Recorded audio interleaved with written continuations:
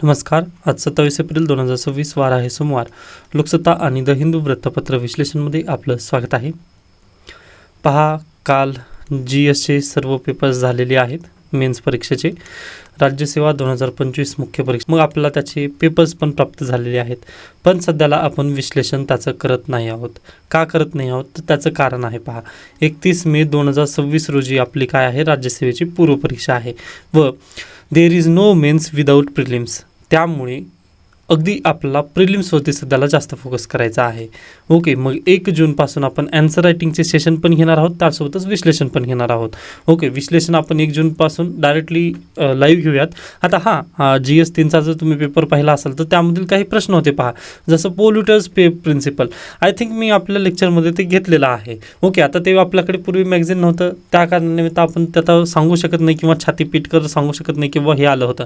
पण पहा, माझं जरी तुम्ही ऐकत नसाल तरी द हिंदूच्या तुम्ही बातम्या पाहत चला, कारण त्यामधून डायरेक्टली प्रश्न आलेले आहेत. त्यानंतर डेव्हलपमेंटबद्दल एक आलेला होता प्रश्न. ओके, आता डेव्हलपमेंटबद्दल तर कोणी पण बोलून जातं, परंतु पोल्युटर्स प्रिन्सिपल जे होता ना, त्याला मी विश्लेषण पद्धतीने चांगलं घेतलेलं होतं. ओके, मला आठवतात गोष्टी. आता मी म्हणजे तशा पद्धतीने सांगत नाही आहे की छातीपीट करून किंवा मीच सर्व काही केलं, परंतु पहा, अगदी सांगण्याचा उद्देश हाच आहे की द हिंदू, लोकसत्ता ह्या ज्या बातम्या आहेत किंवा हे जे न्यूजपेपर आहे ते खूप महत्त्वाचं आहे. तुम्ही अगदी माझ्यावर विश्वास ठेवू शकता किंवा तुम्ही स्वतःहून तरी या गोष्टींना नक्की प्राधान्य द्या. म्हणजे अगदी पहा, तुम्हाला परीक्षेमध्ये गेल्यानंतर काहीतरी तिथं लिहिता येईल. ओके, त्या मागचं कारणच हे आहे. उर्वरित पहा, तुम्ही विश्वास ठेवलात व माझ्यासोबत आलात तर ते सर्वोत्तमच असेल. डन. आजच्या वृत्तपत्रामध्ये पण जास्त काही बातम्या नाही, परंतु अतिशय 1-2 महत्त्वाच्या बातम्या घेऊन आपण थांबणार आहोत. तर चला सुरुवात करूयात.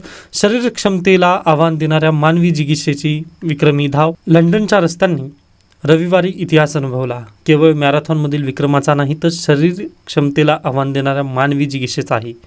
धावपटूंच्या शारीरिक क्षमतेचा कस पाहणारी 42.195 किलोमीटर अंतराची मॅरेथॉन शर्यत केनियाच्या सेबॅस्टियन सावेने 2 तासांच्या आत पूर्ण केली. असे करणारा तो जगातील पहिला तर असे करणारा जगातील दुसराही याच पद्धतीला आहे. सावेनंतर 11 सेकंदांनी शर्यत पूर्ण करणारा इथिओपियाचा योमिक केजलचा. हे 2 नावं तुम्ही प्लीज लक्षात ठेवा. जागतिक विक्रम यांनी केलेले आहेत. म्हणजे जवळपास पहा, 1 तासाला 21 किलोमीटर एवढं त्यांनी धावलेले आहेत व स्टेबल धावलेले आहेत त्यांनी. ओके, मग हे धावण्यासाठी पहा त्यांनी सुपर शूजचा त्यांनी वापर केलेला आहे. त्यानंतर सरळ सेवे परीक्षेला हा प्रश्न विचारला जाऊ शकतो की लंडन येथे झालेल्या 42 किलोमीटरच्या मॅरेथॉनमध्ये कोणत्या खेळाडूने पहिलं पारितोषिक पटकावलं किंवा वर्ल्ड रेकॉर्ड केलेला आहे. तर सेबॅस्टियन सावे, हा पॉईंट तुम्ही लक्षात ठेवा. केनियाचे ते आहेत. ओके, सेबॅस्टियन सावे व यांचं टाईम आहे पहा 1 तास 59 मिनिट 30 सेकंद. ओके, व त्याच्यानंतर 11 सेकंदांनीच डायरेक्टली पुन्हा पहा जे इथिओपियाचे सेकंड खिलाडी आहेत योमिक केजलचा यांनी विक्रम केलेला आहे. व पहा, लंडनमध्ये ही जी मॅरेथॉन स्पर्धा झाली ना, ती अगदी थोडंसं धावपट्टी जी आहे ती बेस्ट पद्धतीने होती किंवा थोडंसं घरंगती पद्धतीने होती, असं लेखकांचं इथं बेसिकली म्हणणं आहे. जेणेकरून पहा, जे धावपटू आहेत ना त्यांना इथं एज प्राप्त झाला. ओके, हा पॉईंट तुम्ही लक्षात ठेवा. मॅरेथॉन मार्ग इथं दिलेलंच आहे. त्याच्यानंतर सर्व काही ओके आहे. डन. नेक्स्ट आहे, निधी जातो साताऱ्याला. नाबार्डच्या 500 कोटींपैकी 150 कोटी मंत्री शिवरायांच्या जिल्ह्यामध्ये पोहोचलेली आहेत. आता बॅकवर्ड लिंकेजेस आपल्याला काय करायचं आहे, नाबार्ड NABARD. ओके, नाबार्ड ही बँक तुम्ही थोडंसं विस्तृतरित्या एकदा पाहून घ्या. हे तुमचं होमवर्क असेल.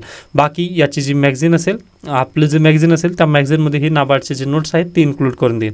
पण सध्याला मी अपडेट केलं नाही, कारण अगदी 2-4 बातम्या आहेत, त्यामुळे मी याला स्किप करून रात्री तुम्हाला मॅगझिन मिळून जाईल आजचं न्यूजपेपर आल्यानंतर द हिंदूचं. ओके, नेक्स्ट आहे, राज्यात एप्रिल अतितापदायक. अकोला 46.9 अंश सेल्सिअस, अमरावती 46.8 सेल्सिअस, नागपूर 45.4 अंशाची नोंद तिथं झालेली आहे व अतिशय काळजी घेणं गरजेचं आहे. पुढे चला, इथे आपल्यासाठी अन्य न्यूज गरजेची दिसत नाही. नेक्स्ट आहे देश विदेश पेज. अराघची पुन्हा पाकिस्तानात. रशियाला जाण्यापूर्वी शांतता चर्चेसाठी पुन्हा त्यांनी प्रयत्न केला. म्हणजे पहा, अगदी पहिल्यांदा त्यांनी पाकिस्तानमध्ये आलेले होते. मग पाकिस्तानमध्ये आल्यानंतर डोनाल्ड ट्रम्प यांनी त्यांच्या देशाचे शांतता चर्चेसाठी जे शिष्टमंडळ पाकिस्तानमध्ये पाठवणार होते JD व्हान्स यांच्या अंतर्गत, ते त्यांनी पाठवलं नाही. मग ते पाठवल्यानंतर परत एकदा अराघची इराणमधून वापस गेले. इराणमधून वापस जाऊन परत ते इराणला आले, ओमानला गेले होते. ओमानवरून लगेच त्यांनी परत पाकिस्तानमध्ये आले व पाकिस्तानमधून ते रशियाला जाणार आहेत. अशा पद्धतीने ही चर्चा आहे. पहा, आता इथं ठोस पावलं वगैरे दिलं नाहीत किंवा कशासाठी जाणार आहे त्याबद्दल चर्चा करण्यात आली नाही आहे, परंतु रशियाला जाण्यापूर्वी शांतता चर्चेसाठी एकदा त्यांनी प्रयत्न केले आहेत. ओके, मग जर हे रशियाला गेले व रशिया आणि अमेरिकेला जर ते थोडासा राग आला डोनाल्ड ट्रम्प यांना, तर कदाचित आणखीन जे गणित आहे ते वेगळं होऊ शकतं. पहा, मग आता ही न्यूज इन प्रोसेस आहे, थोडंसं थांबा, पाहूयात रशिया काय चर्चा इथं करेल किंवा इराण कोणतं ॲक्शन इथं घेणार आहे. ओके, थोडंसं थांबा, पाहूयात आपण या न्यूजला पुढे जाऊन. त्यानंतर नेक्स्ट आहे महिला सुरक्षेवर भाजपचा भर. ही बातमी आपण स्किप करू शकता, राजकीय बातमी आहे. नेक्स्ट आहे फुटीर खासदारांचे सदस्यत्व रद्द करण्याची विनंती आपचा राज्यसभेच्या सभापतींकडे अर्ज. आता या बातमीला तुम्ही कालच्या न्यूजपेपरमध्ये पाहू शकता. म्हणजे जे 10th schedule of Indian constitution आहे, ज्याला आपण अँटी डिफेक्शन लॉ असं संबोधतो. मग काल अतिशय डिटेलमध्ये आपण अँटी डिफेक्शन लॉ चर्चा केलेला आहे. त्यानंतर आयाराम गयाराम प्रकरण काय होतं हे पण आपण चर्चेला घेतलेलं आहे. तर नक्कीच तुम्ही कालच्या लेक्चरमध्ये हे पाहून घेतलं असेल, त्यामुळे आपण या बातमीला स्किप करूयात. पुढे चला, इथे नेक्स्ट न्यूज पहा. गरजेचे दुसरी बातमी नाहीत. पुढची बातमी लोकसत्ता संपादकीय. यातून आपण लोकशाहीचा गळा घोटला जातो याची जाणीव लोक या घटकालाच नसेल तर गळा घोटणाऱ्याच बोल लावण्यात काही अर्थ नाही. भाजपच्या नेत्यांस कोणी फोडल्यास तो भ्रष्टाचार आणि भाजप तर पक्षांचा घास भाजपने घेतल्यास ती राष्ट्रसेवा असे मानणाऱ्या दुटप्पीची सद्दी जोपर्यंत आहे तोपर्यंत हे असेच होणार. व हा आर्टिकल मी स्वतःहून स्किप करतो आहे, कारण मी जर हा आर्टिकल वाचला ना तर नक्कीच थोडंसं पब्लिक प्लॅटफॉर्मवरती हे होईल, त्यामुळे आपण या आर्टिकलपासून राम गेत आहोत. पुढे चला, मुस्लिम महिला आणि ममता. हा पण आर्टिकल प्लीज स्किप करा, राजकीय हेतूने लिहिलेला गेलेला आहे. नेक्स्ट आहे यंदाच्या खरीप हंगामासमोरील नेमकी आव्हाने काय आहेत. आता हा डाटा पॉईंट स्वरूपातून आलेला आहे, पण जो हायलाइटेड पार्ट आहे तो अतिशय महत्त्वाचा आहे. तर पहा, राज्यात खरीप हंगामातील पेरणी क्षेत्र सरासरी 145 लाख हेक्टर आहे. गतवर्षी पावसाळ्यात राज्यात सरासरी 1173 मिमी म्हणजेच सरासरीच्या तुलनेत 109% पाऊस झाला होता. दमदार पावसामुळे 157.27 लाख हेक्टरवर पेरणी झाली होती. त्यात 13.72 लाख हेक्टर असं ऊसाचा समावेश होता.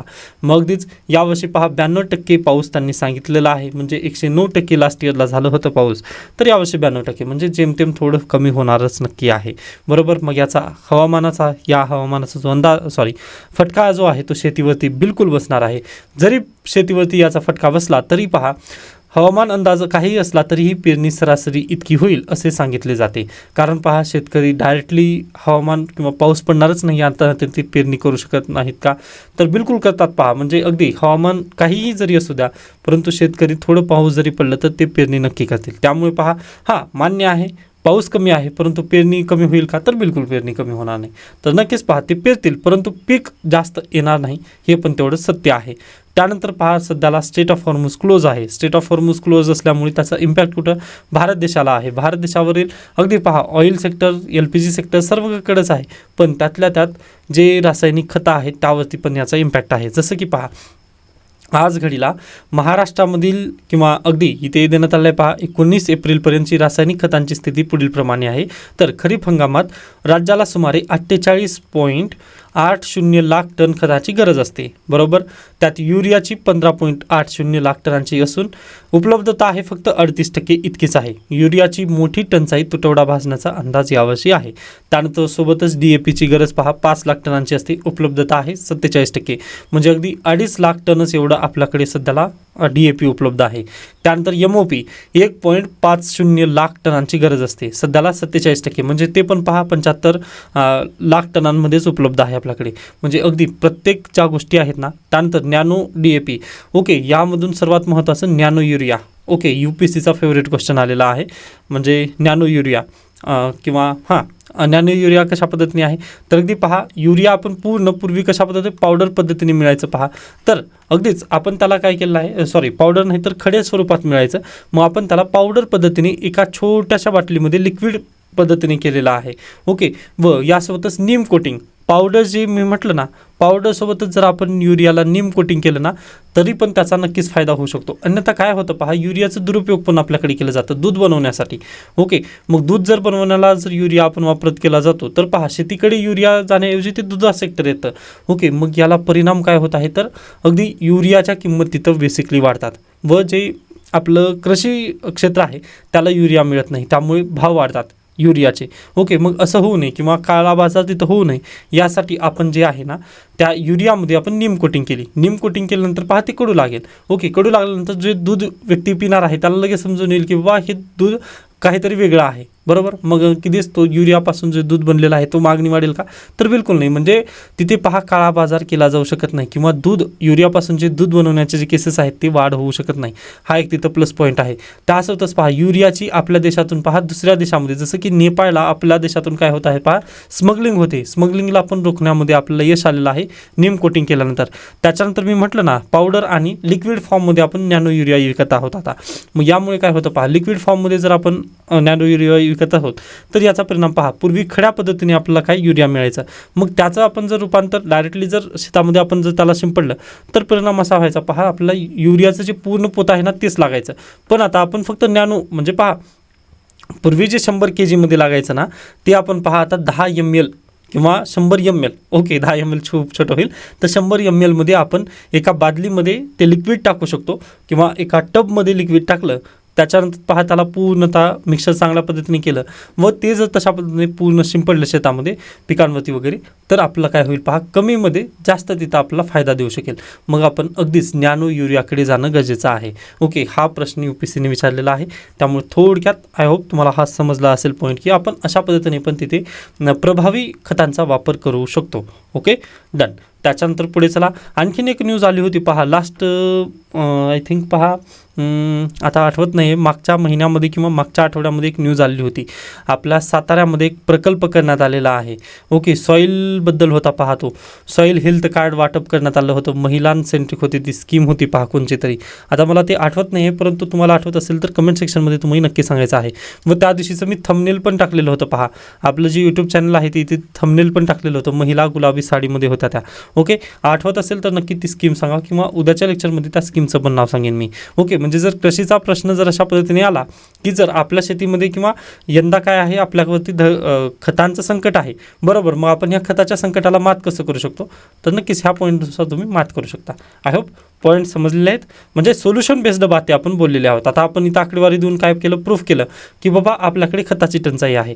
त्याच्यानंतर मी सोल्युशन पण दिलं ना की बाबा तुम्ही नॅनो युरिया वगैरे तिथं वापरू शकता. म्हणजे जे पावडर आहे पावडरऐवजी आपण जर लिक्विड खत वापरलं तर ते बेटर असेल आपला. म्हणजे पाण्यामध्ये ते डायरेक्टली विरघळेल मग कमीमध्ये आपण जास्त प्रभावी क्षेत्र तिथं लागवडीचा खाली आणू शकतो. आय होप सर्व पॉईंट आता इथं क्लिअर आहेत. डन. त्याच्यानंतर पहा पोर्टफोलिओ वगैरे हे शेअर मार्केटच्या न्यूज आहेत आपल्यासाठी गरजेचं नाही. त्यानंतर IPLच्या बातम्या स्किप करू शकता. तर अशा पद्धतीने आपण आता इथे थांबूया. त्याबद्दल काही शंका काही सजेशन असतील तर नक्की सांगू शकता. हां, त्याच्यानंतर द हिंदू. कालचा द हिंदू पहा काल संडे होता. संडेला द हिंदूमध्ये पहा टेक्स्ट आणि कंटेक्स्ट पेज पण नसतं व एडिटोरियल पेज नसतं. ओके, त्यामुळे कालचं द हिंदू पण आपल्यासाठी महत्त्वपूर्ण होतं. आजचं द हिंदू येईल. आजचं द हिंदू पहा आपला प्राप्त कधी होईल म्हणजे 6-7च्या नंतर ज्यावेळेस प्राप्त होईल त्यावेळेस मी ते बातम्या वाचून तुम्हाला मॅगझिन आज रात्रीपर्यंत रेडी होईल. ओके, तेव्हा आपण पाहूया.